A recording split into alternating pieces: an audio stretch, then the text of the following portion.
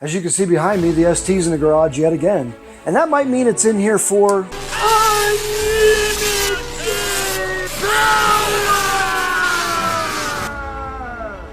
or because we're taking care of some issues and performing some upgrades as well. So I'm Andy, this is the Rusted Nut. Those are the like and subscribe buttons below, wink wink, and let's get into it.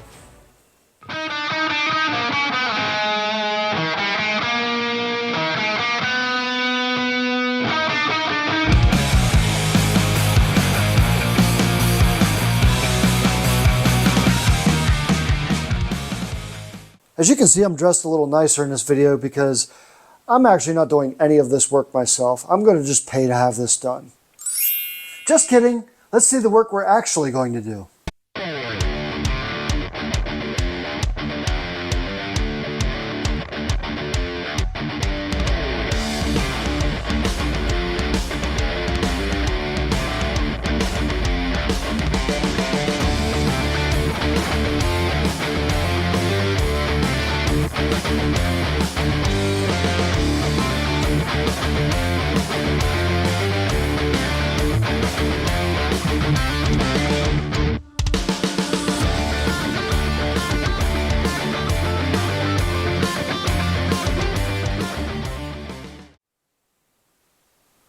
First thing we're going to install is our Radium Engineering PCV baffle plate, and it comes with everything you need except for the gasket for the plate. You're supposed to reuse your OEM PCV plate gasket that you take off. Not sure I like that, but we're going to do it anyway. Mine's not leaking, so hopefully it'll continue to serve us for a while. Now when you get this, there's some assembly required. You're going to have to put your baffles in. They do give you all the hardware for that. Mine has the screws for it with thread locker already on them. Hose clamps for the hoses, and your PCV valve. Alright, let's get this put together. Okay, our PCV plate is upside down. We're going to install our baffles right now. These screws are 2mm heads, so you install them with a 2mm Allen wrench, which is a little tricky. They're a little bit fun if you have big sausage fingers like me. I'm actually going to put a little bit of my own thread locker on these screws. Not that I don't trust it, but just a little bit of extra security. We don't want these plates coming apart while they're installed in the car. You don't need to go crazy tightening these screws up. It's just aluminum. Now we can take our plug and install it on the left side of the PCV plate. And I'm going to use a little bit of thread locker on here as well, just for good measure. And that installs with a 3/8 Allen socket. Then we can take our PCV valve, our little thread locker on there, and install that on the right side. I'm going to install that with a 1-inch socket. Now with the PCV plate fully assembled, we can move on to taking our intake off the car. I'm going to start by moving my catch can off to the side so it's out of my way when I take the intake off. And undo our sensor harness here. And also the other side of the harness, which I think is fuel pressure down here off the fuel rail. And we'll snake these up and over the intake. Take our tube out of the holders. We can actually undo the tube from the manifold whenever we get the manifold pulled back and get a little more room. Next we're going to undo the clamp for the charge pipe tube coming up to the throttle body. Alright, we're going to take our intake bolts loose, 10mm. Now with our intake pulled back, we can start getting to a little bit more of the things we need to disconnect. I'm going to start with this PCV hose here, undo the lock mechanism for it, and then pull it off. There we go. That gets the tube out of the way. Then I'm going to take the tube off the PCV back here, come into the intake manifold. Tools help. I think we just have our harness for the throttle body at this moment. Alright. At this point, I think I should have everything disconnected to get our intake off. My intake is super oily. You can see in the throttle body all the oil in there. The catch can is doing its job, but when I just cleaned it out the other day, it was plumb full, and that's my fault for not checking it more often. You can see all the oil down in the charge pipe tube as well. Okay, we're going to undo our OEM PCV plate now, 8mm. Be careful if you're like me and left your battery connected, because your starter is right here. And it wouldn't take much to, you know, arc across the terminals. That'd be bad. We're going to undo our hose clamp to the catch can just because we're going to need to do that anyway. I get the gasket off here so I don't destroy it. Because since I have to reuse it, now we should be able to take our, yay, just like that. There, she's off. See if we can get our hose off our PCV valve here, off the barbs of it. I don't think our PCV valve was working. I hear no rattle. And I'm going to take and clean off our gasket here a little bit. Just being careful. It's not brittle or anything. It's still pretty pliable. Okay, it's time to fit our new Radium Engineering plate on. Making sure not to disturb the gasket. We're going to fit it in with a bolt or two, just to hold it in place and keep it sealed. I'm going to take you down here and show you this plate real quick. Look how sweet that looks. If anything, it's now prettier. Radium took something that was really ugly and made it an amazing piece. Kudos to them. Alright, I'm taking my catch can hose here and putting it on. Tighten that up. So at this point, installation is just reverse of the removal. If you're wondering how this routes for a catch can, take your hose off the PCV valve. This comes to the inlet side of your catch can, and the outlet side goes to the back of the intake manifold, which you can see I reused the fitting here to hold it, to put it to the back of the intake manifold. That's how a catch can on the front here goes. Okay, we can take the Radium PCV off the list. The one thing I do need to do with this PCV plate though is store it where I store all failed OEM parts.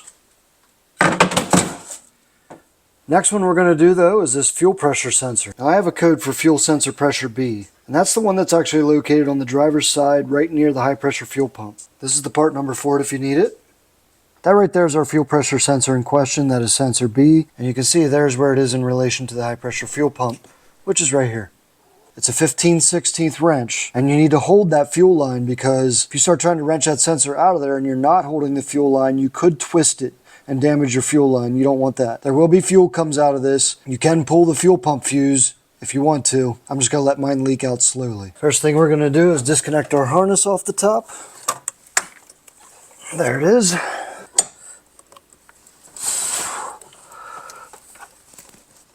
Now we can just let the fuel leak out and then take it out.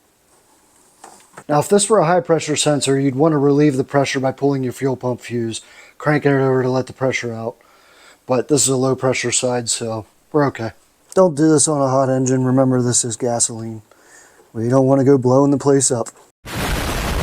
Then when you get this tightened up and you start the engine, just make sure you don't have any leaks there. I have oxygen sensor sockets that would fit right over top of this and work amazingly well. And I'm not using them for some reason. It's almost like I like to work harder or something. And there are sensors on. That should take care of our P018C code. And now we can take fuel pressure sensor off the list. Hi, puppy. Okay, so unfortunately my driver's side fog light surround is broken. Something really hard went through this, probably a rock kicked up. Actually, I know it's a rock because I can feel it in behind. So we're going to replace this. I have one of these as well. I think I got it on Amazon, where I get mostly everything.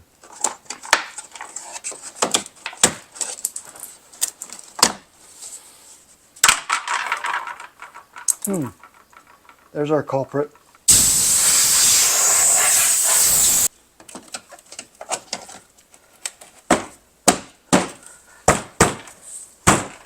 Oh, those look good. They look real good. Take a look at that, would you? Man, that looks good. That is a nice upgrade right there. I'm going to attempt something that I've attempted before and it didn't work out so well, but I've learned some tips and tricks since then, and I'm going to try again. I'm going to tint wrap my taillights in a honeycomb design by Vivid. I picked this up off of Amazon. I'll put the link down below in case you want it too. I kind of already started a little bit, but what I'm finding is the key is to take your time, and that this wrap is a little bit forgiving, so you can pull it back. You'll need a heat gun for this, and you will use some heat. Don't go overboard with it. It will ruin this honeycomb tint. But you can use it to stretch the film and get around corners. I'm going to do this on a time lapse, and you can watch me do it. Oh, baby girl. Oh,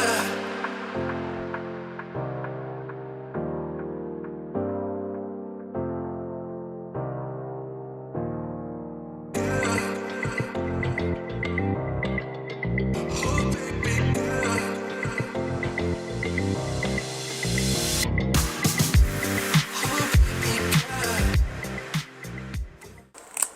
I'm done. That's it. Nope, not doing it. Okay, I learned a very valuable lesson today. I'm good at many, many things. Wrapping taillights is not one of them. Well, no shit.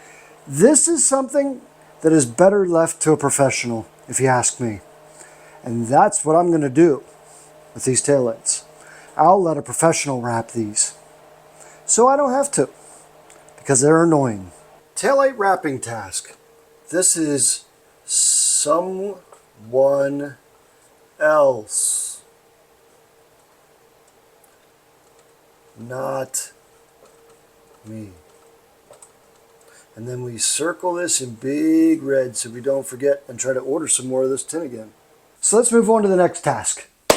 With the taillight wrapping complete, we're now on to the catch can. This catch can came from Amazon. It's an Evil Energy.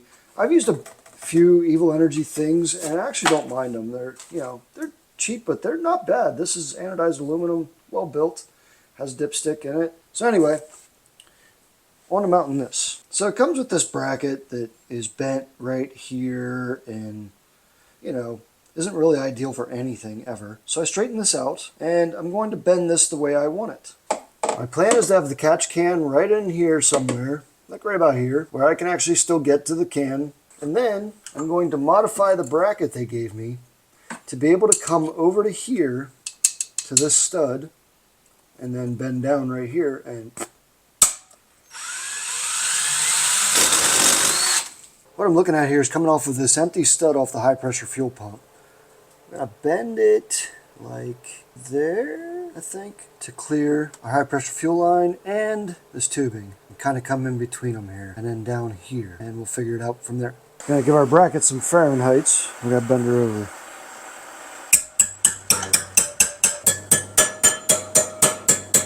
Alright, she's got her 90. We're just straighten out this one edge, just like so. That's the start. I'm going to give her a little more heat. Just give her a twist.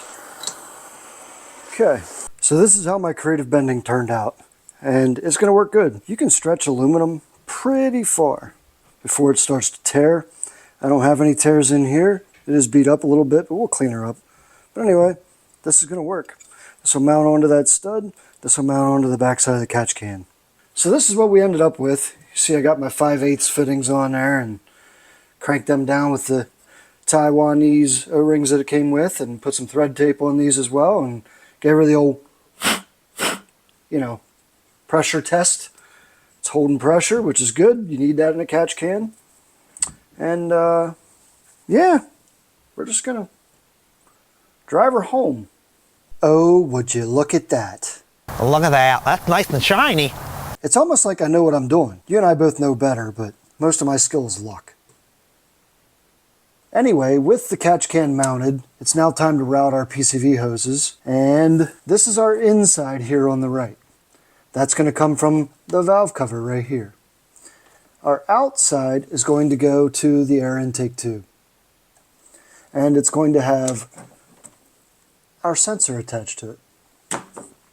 It's going to be a cool little setup. And after this is done and put together, we can finally do a startup and see how she runs. Now, even though this valve is sealed up, it's not leaking anywhere, there is still this original split that we had in here, which is where all of our oil was coming from out of the valve cover. I'm going to use my plastic welder and just fill this in and kind of seal that back up. Even though it's not leaking from there, this hose is in further than that. It'll just be a little peace of mind to have that filled back in. So let's do that. I've just ever so lightly put it in the vise here just to hold it for us. I'm going to heat up our plastic welder. Probably put some glasses on because I'm aging. How many fingers am I holding up now?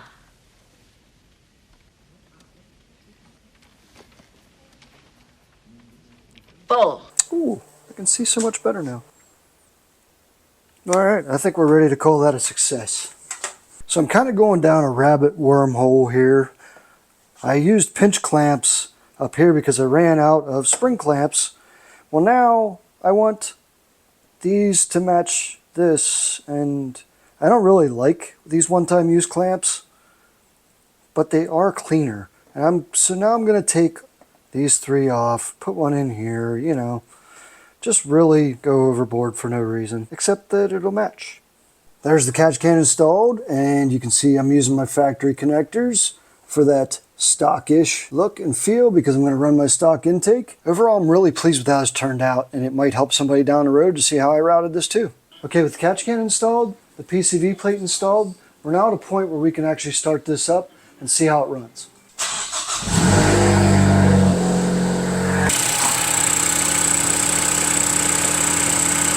Okay, the catch can's in and seems to be working well. I did buy a catch can with a breather this time. I didn't install the breather. You can do it either way. I'm debating on whether I'm going to do this or not. I think the jury's still out at the moment. I am a huge fan of Homelink garage door openers, and for some reason, the Focuses didn't have that feature available, as far as I know. So the way I'm going to remedy that is with this. This is a rear view mirror out of a Nissan Murano that I got at the junkyard for $5. And it has the Homelink garage door buttons right here at the bottom. This mirror also does auto darkening and has a compass in the upper right corner. This mirror has 3 wires. It has a ground, a switched positive, and a constant positive. Your constant positive is for the garage door opener buttons, and your switched positive is for the auto darkening mirror and compass. So that's our next task, is to get this mirror installed. In case you're wondering how to get your rear view mirror off of a Focus ST, there is a tab inside here that you kind of push down on, and then you can slide the mirror off of the button. So I'm going to show you quick how we do that. And there she goes. Now I'm going to check to see that my Homelink mirror will fit on this button. If not, I did grab the button from the Nissan Murano. We'll see if this fits with the one that's here though. Well, look at that. She fits right on there. What a great upgrade. Now, the nice thing about the Murano rearview mirror is it has a set screw here that tightens it up to the button versus that stupid tab. So I'm going to tighten that up. I believe it's Torx. The set screw is a T20 Torx. Bingo. We're now tight to our windshield. And now we can slip the cover back on. Just like so. Let's move on to the next step. Okay, I'm going to solder my wires next. I got these that are going to make the job a little bit easier for wiring. And what these are fuse taps. And these go in your fuse block in place of a fuse, and then you put the actual fuse in the backside here so it still remains protected. I already have my shrink tubing on the wires. Now on the Murano harness there's 3 wires. There's a black with orange stripe. This is an ignition switched positive. There's a black which is a ground, and there's a black with yellow stripe which is a battery positive. This stays hot all the time. Okay, appears we have some good melt through there. We are fully soldered. We can slip our heat shrink pass now. Shrink our heat shrink. Normally I use a heat gun for this, but I don't feel like digging it out. Now that I have the harness all finished up and I have it wrapped, it looks pretty professional. Let's get it installed. We're going to tuck it up under our headliner here. I'm going to take off our A-pillar panel here, or at least pull it back so that I can route the wiring in it. I'm going to pull my door seal down and get it out of the way. Just like so. And you can see it's neatly tucked in behind the A-pillar panel here. And now I ran it in behind the weather stripping here and the panel. And we're going to take it down in behind here and up over to the glove box. Just like so. And we're going to route it underneath there. And we can take the rest of our wire and just tuck it up inside of this trim. Right to here, and then you can see we are going to be running over to our fuse box. I know I told you I don't like these crimp to connect fittings, but I decided to use them anyway. I did have to replace the one because when I did my wire check by pulling the wire out on these, that one came out. It was a really crappy connector. If you use these, wrap these in electrical tape too, that way if the wire does pull out, it's not out here arcing on anything else and causing more electrical problems. Alright, I want to show you the 2 fuses I'm going to use. This 5 amp is powered all the time. This 15 amp right here is only when the ignition switch is on. So there's where I'm going to be tapping my 2 power wires. Start by pulling the fuse for each. Take your black with orange stripe, which is what this wire is here. Put your fuse in the back side of it here. So here's our connections.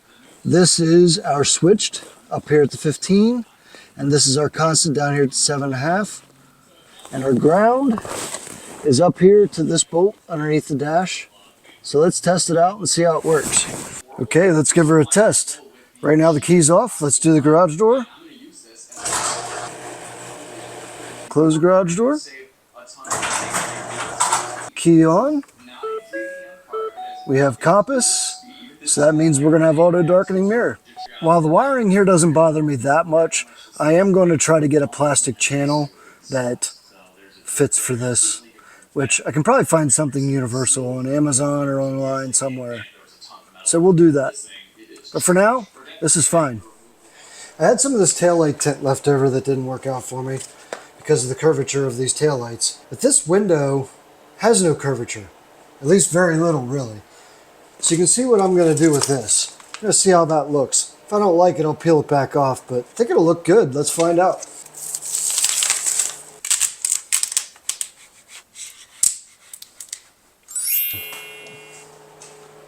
That is sweet. And it looks really good on the car too. I did have just enough to do the passenger side as well. It's pretty hot. Let's fire it up, take it for a ride, warm it up for our oil change, shall we? Now there's just something about a Focus ST that puts a smile on your face. I'm not sure why. I had a 2016 WRX and it didn't put a smile on my face like this car does, but I can't even really pinpoint why. I mean, it's a Focus after all. It shifts so smooth and this car's tuned. It just really is a lot of fun to drive. I never thought in my life that I'd actually own a Focus and be happy about it.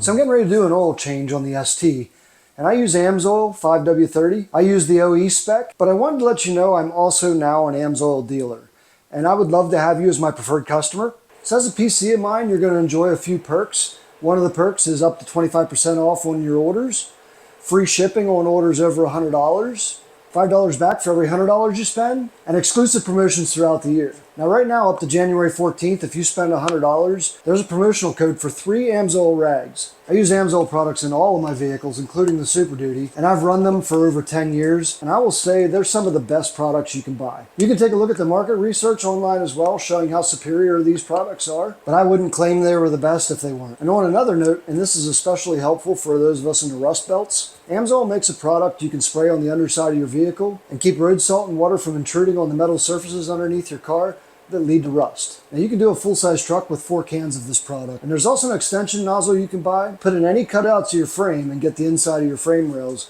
where rust typically likes to form first. I'll put a link to that product in the description as well. And you can either click on the link in my description to become a preferred customer of mine, or you can email me at rustednutfix@gmail.com. And if you do decide to become my preferred customer, I want to say thank you in advance. Now let's get to the oil change. As you can see, we have a pretty sizable oil leak, and I haven't been able to pinpoint exactly where this is coming from, but I do believe it is coming from the valve cover. 15mm for the drain bolt. Change our oil filter. I use a Motorcraft FL400S because I can fit exactly 6 quarts of oil back in the car. Some people say do this, some people say it doesn't make a difference. But for me, I prefer to actually fill my oil filter up before I stick it on. Way too much. Awesome. One thing about dropping your oil filter into the drain pan is it tends to get all over the place. And for me, it has now lubricated my tripod. So there's a silver lining in everything. Going in with the good stuff. Okay, to reset your oil minder on a Focus ST manually, turn your start button on to accessory mode, and hold the gas and brake down until it resets. And that's it. Turn the car back off and you're done. Alright folks, that's all I have for you on this video. Stay tuned to part 2 where I finish up the other additions that I have for the car. I hope this video showed you how you can do a couple of upgrades on your car as well. And if you look down below, you'll see the like, subscribe, and notification buttons. I'd really appreciate if you hit those. Doesn't cost you anything. They're down there. It's real easy. Just hit them. So until the next time, I hope you have a fantastic day, and I'll see you on the next video.